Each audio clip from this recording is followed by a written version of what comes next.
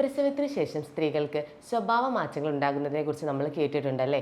മുന്നേ കളിച്ച് ചിരിച്ച് വളരെ സന്തോഷത്തോടെ നടന്നിരുന്ന ആളാണ്. എന്നാൽ ഇപ്പോൾ അങ്ങനെയല്ല. കുട്ടിയോടൊരു സ്നേഹം കാണിക്കുന്നില്ല, എപ്പോഴും ദേഷ്യമാണ്, ഒറ്റയ്ക്ക് മാറിയിരിക്കുകയാണ് എന്നൊക്കെ ഇങ്ങനെ പറയുന്ന അവസ്ഥയാണ് നമ്മൾ പോസ്റ്റ്പാർട്ടം ഡിപ്രഷൻ അഥവാ PPD എന്ന് പറയുന്നത്. എൻ്റെ പേര് അസ്ലഹ. ഞാൻ അബ്സല്യൂട്ട് മൈൻഡ് കാലിക്കറ്റിലെ കൺസൾട്ടൻറ്റ് സൈക്കോളജിസ്റ്റാണ്. സ്ത്രീകൾക്ക് ഏറ്റവും കൂടുതൽ ശാരീരികവും മാനസികവുമായിട്ടുള്ള മാറ്റങ്ങളിലൂടെ പോകുന്ന സമയമാണല്ലോ പ്രസവവും ഗർഭാവസ്ഥയും ഒക്കെ. അവരിൽ ഒരുപാട് ഹോർമോണൽ വ്യത്യാസങ്ങളൊക്കെ സംഭവിക്കുന്നുണ്ട്. ഈ ഒരു ഹോർമോണൽ വ്യത്യാസങ്ങളൊക്കെ 3 വർഷക്കാലം വരെ സമയമെടുക്കുന്നുണ്ട് എന്നാണ് പറയുന്നത്, ഒരു സാധാരണ രീതിയിലേക്ക് തിരിച്ചു വരാൻ വേണ്ടിയിട്ട്. അപ്പോൾ ഈ ഒരു കണ്ടീഷൻ ഉണ്ടാവുന്നതിൽ ഈ ഹോർമോണൽ വ്യത്യാസങ്ങളും ഈ ചേഞ്ചസും ഒക്കെ വലിയ കാരണങ്ങളാകുന്നുണ്ട്. പ്രസവത്തിന് ശേഷം ഒരു ലോ മൂഡ് ഉണ്ടാവുക, അല്ലെങ്കിൽ ഒരു ഡിപ്രസ്ഡ് മൂഡ് ഉണ്ടാവുക, ഒന്നിനും ഒരു താല്പര്യമില്ലാതിരിക്കുക, ഇങ്ങനെയുള്ളത് പൊതുവെ എല്ലാ സ്ത്രീകളിലും കാണാറുണ്ട്. ഇതിനെ നമ്മൾ ബേബി ബ്ലൂസ് അല്ലെങ്കിൽ പോസ്റ്റ്പാർട്ടം ബ്ലൂസ് എന്നാണ് പറയുന്നത്. ഈ ഒരു അവസ്ഥയിൽ അവർക്ക് ഒരു 2 ആഴ്ച സമയത്തിനുള്ളിലൊക്കെ ഒരു സാധാരണ രീതിയിലേക്കൊക്കെ തിരിച്ചു വരാറുണ്ട്. എന്നാൽ ഇത് കൂടുതൽ സമയം ലാസ്റ്റ് ചെയ്യുകയും ഇതിൻ്റെ ഇൻറ്റൻസിറ്റി കൂടുകയും ചെയ്യുന്ന ഒരു കണ്ടീഷനിലാണ് നമ്മളതൊരു പോസ്റ്റ്പാർട്ടം ഡിപ്രഷൻ എന്നൊക്കെ പറഞ്ഞിട്ട് ഡയഗ്നോസ് ചെയ്യുന്നത്. ഈ സ്ത്രീകളിൽ ഒരാൾക്കെങ്കിലും പോസ്റ്റ്പാർട്ടം ഡിപ്രഷൻ ഡയഗ്നോസ് ചെയ്യാമെന്നാണ് സ്റ്റഡീസൊക്കെ പറയുന്നത്. എന്നാൽ നമ്മുടെ ഇവിടെ കേരളത്തിലെ എത്ര ആളുകൾക്ക് നമ്മൾ ഇത് ഡയഗ്നോസ് ചെയ്യുന്നുണ്ട്, ഇതിൻ്റെ കെയർ കൊടുക്കുന്നുണ്ട്? അതെന്താ ഇവിടെ ഉള്ളവർക്കൊന്നും ഈ ഒരു കണ്ടീഷൻ വരാത്തത് കൊണ്ടാണോ? ഒരിക്കലുമല്ല. നമുക്കിതിൻ്റെ അവെയർനെസ് ഭയങ്കര കുറവാണല്ലേ. അതുകൊണ്ട് തന്നെ ഇവർക്കിത് പറയാൻ പേടിയായിരിക്കും. എന്നെ ജഡ്ജ് ചെയ്യുമോ, ഞാനൊരു മോശം അമ്മയാവുമോ, എന്നെ എല്ലാവരും എങ്ങനെയായിരിക്കും എനിക്ക് കാണുക, ഇങ്ങനെയുള്ള തോന്നലുകളിൽ നിന്നാണ് ഇത് പുറത്തേക്ക് അവർ എക്സ്പ്രസ് ചെയ്യാണ്ട് വരുന്നത്. ഭാര്യയ്ക്ക് ഇങ്ങനെ ഒരു കണ്ടീഷനാണെന്ന് ചിലപ്പോൾ ഭർത്താവ് പോലും തിരിച്ചറിയുന്നുണ്ടാവില്ല.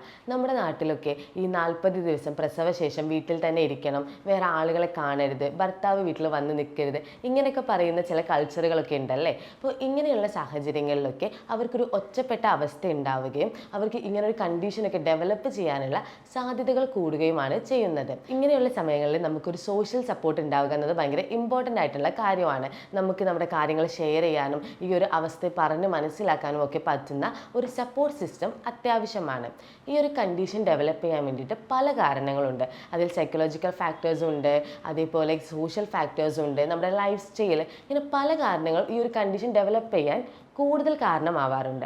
അതിൽ എക്സാമ്പിൾ പറയുകയാണെങ്കിൽ ഇപ്പം സൈക്കോളജി ഫാക്ടേഴ്സ് പറയുകയാണെങ്കിൽ ആൻസൈറ്റി, ഡിപ്രഷൻ, PMS അഥവാ പ്രീ മെൻസ്ട്രൽ സിൻഡ്രം, ഇങ്ങനെയുള്ള എന്തെങ്കിലും ഒരു കണ്ടീഷൻ്റെ ഹിസ്റ്ററി ഒക്കെ ഉണ്ടെങ്കിൽ ഈ ഒരു കണ്ടീഷൻ ഡെവലപ്പ് ചെയ്യാൻ അത് കൂടുതൽ കാരണമാകാറുണ്ട്.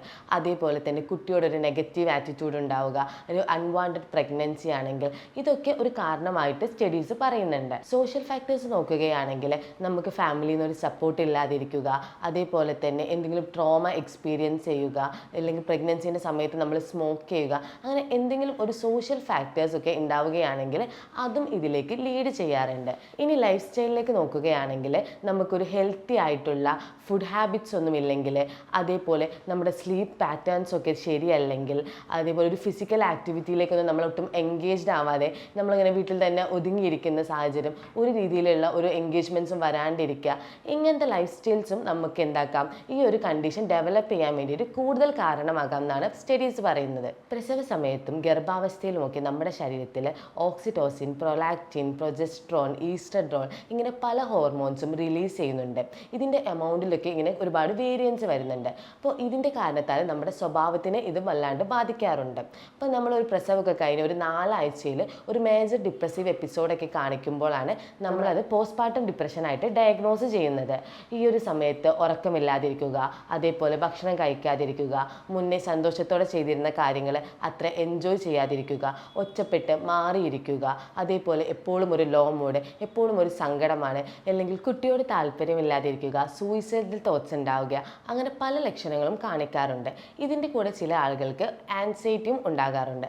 ആൻസൈറ്റി എന്ന് പറയുന്ന സമയത്ത് ഉത്കണ്ഠ, കുട്ടിയോട് ഉള്ള ബന്ധത്തെ ഇത് വല്ലാണ്ട് ബാധിക്കുകയും അമ്മയ്ക്ക് ചില സമയം കുട്ടിയെ ബ്രസ്റ്റ് ഫീഡ് ചെയ്യാൻ പോലും താല്പര്യമില്ലാത്ത അവസ്ഥയൊക്കെ വരാറുണ്ട്. പോസ്റ്റ്പാർട്ടം സൈക്കോസിസ് എന്ന് പറഞ്ഞിട്ടുള്ള വേറെ ഒരു കണ്ടീഷനുണ്ട്. ഇതിൻ്റെയൊക്കെ ഒരു സിവിയർ ഫോമാണ്. ഈ ഒരു കണ്ടീഷനിൽ ആളുകൾക്ക് ഒരു ഒബ്സസീവ് തോട്ട്സ്, അതേപോലെ തന്നെ ഹാലൂസിനേഷനും ഡെലൂഷൻസും ഒക്കെ പ്രസൻ്റ് ആയിരിക്കും. ഹാലൂസിനേഷൻ എന്ന് പറയുന്ന സമയത്ത് അവർ ഒരു ഇല്ലാത്ത കാര്യത്തിനെ പെർസീവ് ചെയ്യുക. നമ്മൾ കേട്ടിട്ടുണ്ട് ചില ആളുകളൊക്കെ വന്ന് കംപ്ലൈൻറ്റ് പറയുന്ന കൂട്ടത്തിൽ അവർ പറയുന്നത് കുട്ടിയെ കൊല്ലാൻ വേണ്ടിയിട്ട് ആരോ പറയുന്ന പോലെ, അല്ലെങ്കിൽ അപായപ്പെടുത്താൻ വേണ്ടിയിട്ട് ആരോ പറയുന്ന പോലെയൊക്കെ അവർക്ക് തോന്നുന്നത്. അവർക്ക് ഇങ്ങനെ പെർസീവ് ചെയ്യുന്നതിനെയാണ് നമ്മൾ ഹാലൂസിനേഷൻ എന്നൊക്കെ പറയുന്നത്. അതേപോലെ ഡെലൂഷൻസ് എന്ന് പറയുന്ന സമയത്ത് സ്ട്രോങ് ആയിട്ട് ആവശ്യമില്ലാത്ത ഒരു ബിലീഫ് അല്ലെങ്കിൽ തെറ്റായിട്ടുള്ള ഒരു സ്ട്രോങ് ബിലീഫ് ഉണ്ടാവുന്നതിനെയാണ് നമ്മൾ ഡെലൂഷൻ എന്ന് പറയുന്നത്. ഇതൊരു സിവിയർ കണ്ടീഷനാണ്. ഇതിൽ നിന്ന് കുട്ടിയെ അപായപ്പെടുത്തുക, അതേപോലെ തന്നെ സൂയിസൈഡൽ തോട്ട്സ് വരിക, അങ്ങനെ ഒരുപാട് കുറച്ചും കൂടി സിവിയർ ആയിട്ടുള്ള കാര്യങ്ങൾ കാണിക്കാറുണ്ട്. അപ്പോൾ നമ്മൾ മുന്നേ കേരളത്തിൽ റിപ്പോർട്ട് ചെയ്തിട്ടുണ്ട് അമ്മ കുട്ടിയെ അപായപ്പെടുത്തി എന്നൊക്കെ പറഞ്ഞിട്ടുള്ള കേസസ്. അപ്പോൾ അവർക്ക് ചിലപ്പോൾ ഈ ഒരു പറഞ്ഞിട്ടുള്ള പോസ്റ്റ്മോർട്ടം ഡിപ്രഷനോ അല്ലെങ്കിൽ പോസ്റ്റ്മോർട്ടം സൈക്കോസിസ് ഒക്കെ ആകാനുള്ള സാധ്യതകളുണ്ട്. ഈ സമയത്ത് ഏറ്റവും കൂടുതൽ സപ്പോർട്ട് കൊടുക്കാൻ പറ്റുന്നത് ഭർത്താക്കന്മാർക്കാണ്. നമ്മുടെ ഭാര്യയ്ക്ക് ഇങ്ങനെ ഒരു അവസ്ഥ ഉണ്ടെന്നോ അല്ലെങ്കിൽ അവർ ഇങ്ങനെ എന്തെങ്കിലും ഒരു ബുദ്ധിമുട്ട് അനുഭവിക്കുന്നുണ്ടെന്നോ മനസ്സിലാക്കിയാൽ എനിക്ക് ഇൻസെക്യൂരിറ്റി ഒന്നും ഇല്ല, എനിക്ക് നിൻ്റെ കൂടെ നിൽക്കാൻ പറ്റും എന്നുള്ള സാധനം ഭർത്താക്കന്മാർക്ക് കൊടുക്കാൻ വേണ്ടിയിട്ട് പറ്റണം. കുട്ടിക്ക് കൊടുക്കുന്ന അതേ അറ്റൻഷൻ തന്നെ വൈഫിന് കൊടുക്കാൻ വേണ്ടിയിട്ടും ശ്രമിക്കുക. പൊതുവേ നമുക്ക് കുട്ടികൾ പ്രഗ്നൻ്റ് ആയിരിക്കുന്ന സമയത്ത് നമ്മുടെ മൊത്തം അറ്റൻഷനും ഭാര്യമാരിലായിരിക്കും അല്ലേ. ഭാര്യനെ കെയർ ചെയ്യുന്നു, നമ്മൾ ഫുൾ ടൈം കൊണ്ട് നടക്കും, എല്ലാവരുടെ അറ്റൻഷനും ഭാര്യമാരിലായിരിക്കും. എന്നാൽ പെട്ടെന്നൊരു കുട്ടി വരുന്ന സമയത്ത് ഭാര്യയെ നമ്മൾ മാറ്റി നിർത്തിയിട്ട് എല്ലാ അറ്റൻഷനും കുട്ടികളിലേക്ക് പോകുന്ന സാഹചര്യങ്ങളൊക്കെ ഉണ്ടാവാറുണ്ട്. ഇതാരും ഇൻറ്റൻഷനലി ചെയ്യുന്നതല്ലെങ്കിൽ പോലും ചിലപ്പോൾ അങ്ങനെ സംഭവിക്കാറുണ്ട്. അപ്പോൾ കുട്ടിക്കും ഭാര്യയ്ക്കും ഒരേ രീതിയിൽ അറ്റൻഷൻ കൊടുക്കാനും ഒരു കെയർ കൊടുക്കാനും നമ്മളെ കൊണ്ട് സാധിക്കണം. നമ്മുടെ ചുറ്റിലും ആർക്കെങ്കിലും, നമ്മുടെ ഭാര്യയ്ക്കോ സുഹൃത്തുക്കൾക്കോ ആർക്കെങ്കിലും ഇങ്ങനെ ഒരു കണ്ടീഷൻ ഉണ്ടെന്നൊക്കെ നമ്മൾ മനസ്സിലാക്കുകയാണെങ്കിൽ അവർക്ക് വേണ്ട സപ്പോർട്ട് കൊടുക്കാനും ആവശ്യമെങ്കിൽ ഒരു സൈക്കോളജിസ്റ്റിൻ്റെ സഹായം തേടാനും നമ്മൾ മടിക്കേണ്ടതില്ല. നമ്മൾ ഈ പറഞ്ഞ കാര്യങ്ങളിലൊക്കെ നിങ്ങൾക്ക് എന്തെങ്കിലും സംശയങ്ങളോ കാര്യങ്ങളോ ഉണ്ടെങ്കിൽ താഴെ കാണുന്ന നമ്പറിൽ ബന്ധപ്പെടാവുന്നതാണ്. മറ്റൊരു ടോപ്പിക്കുമായിട്ട് നമുക്ക് വീണ്ടും കാണാം. Thank you.